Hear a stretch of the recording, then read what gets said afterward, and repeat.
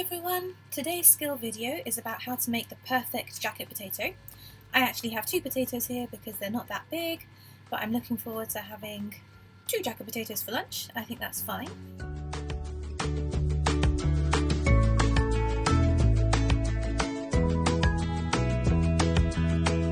The thing you want to remember is that you've got to prick the skin. Now you can use a knife, like a knife here, or you could use a fork. The best way to do that is to do the bridge technique, which I've shown people before, essentially making sure that there's a gap between your fingers. And you're just going to prick very gently with a knife while you roll that potato using that bridge technique. And I would say 3 or 4 pricks is fine. You can turn it sideways, give a couple more, there you go. And that helps the steam escape so that you get a crispier potato. I'm just going to do that with the other one now. And today we're using regular potatoes, but if you wanted to use sweet potatoes, you could absolutely do this same recipe. Even if you were using something like cassava or yam, it's super simple. So now you've got your potatoes that have been pricked so the steam escapes. The next thing you want to do is spray a tiny bit of oil on them.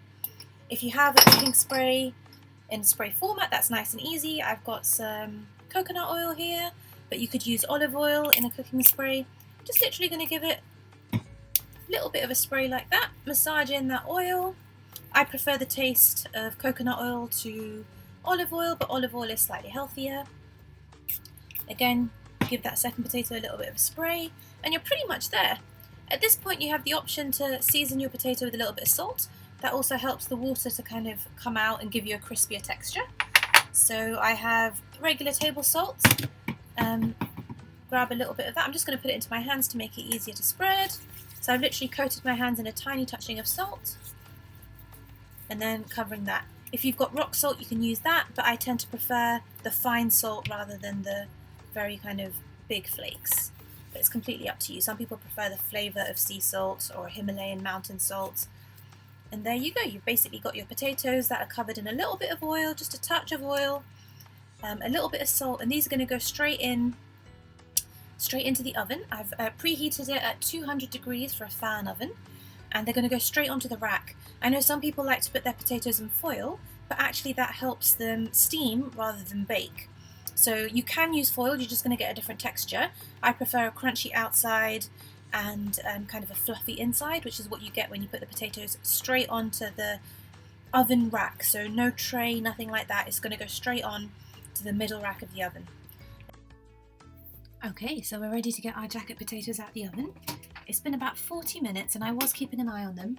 I've got them pretty brown, so I'm just going to show you the first one. It's come out really crunchy. You can see that it's got a beautiful golden colour. Just going to split that open for you so you can see how it looks. Ah, look at that. Gorgeous and fluffy. You can add any kind of topping that you'd like here. I would normally add something like baked beans, maybe a bit of cheddar or cream cheese. Let's check on the second potato. And like I said, they're quite dinky potatoes and they've crunched up really lovely. You can almost hear the crackle. Let's check that second one. Beautiful, look at that. I think potatoes are the stuff of gods. As I said, you can put all sorts of toppings. If you want to be a little bit healthy, you might do a homemade coleslaw with a vinaigrette. You can add sweet corn, you can add all sorts. So yeah, enjoy your perfectly cooked jacket potatoes. Take care.